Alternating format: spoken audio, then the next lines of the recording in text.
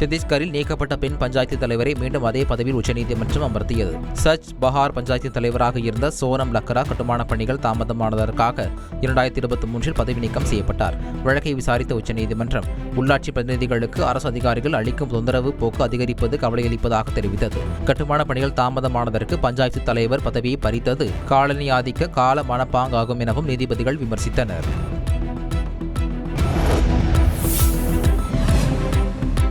அரசு அலுவலகங்களில் பொதுமக்களிடமிருந்து பெறப்படும் மனுக்கள் மீது 1 மாதத்தில் நடவடிக்கை எடுக்க வேண்டும் என தமிழக அரசு உத்தரவு பிறப்பித்துள்ளது. அனைத்து மாவட்ட ஆட்சியர்கள் மற்றும் துறை செயலாளர்களுக்கு தலைமைச் செயலாளர் முருகானந்தம் எழுதியுள்ள கடிதத்தில் மக்களிடமிருந்து பெறப்படும் குறைதீர் மனுக்களுக்கு 3 நாட்களுக்குள் ஒப்புகை வழங்க வேண்டும் என உத்தரவிட்டுள்ளார். மேலும் புகார் கிடைத்ததில் இருந்து 1 மாதத்திற்குள் நிவர்த்தி செய்ய வேண்டும் என்றும் அவகாசம் தேவைப்பட்டால் விண்ணப்பதாரருக்கு எழுத்துப்பூர்வமாக தெரிவிக்க வேண்டும் என்றும் அவர் உத்தரவு பிறப்பித்துள்ளார். செய்திகளை உடனுக்குடன் தெரிந்து கொள்ள உடனே சப்ஸ்கிரைப் பண்ணுங்க.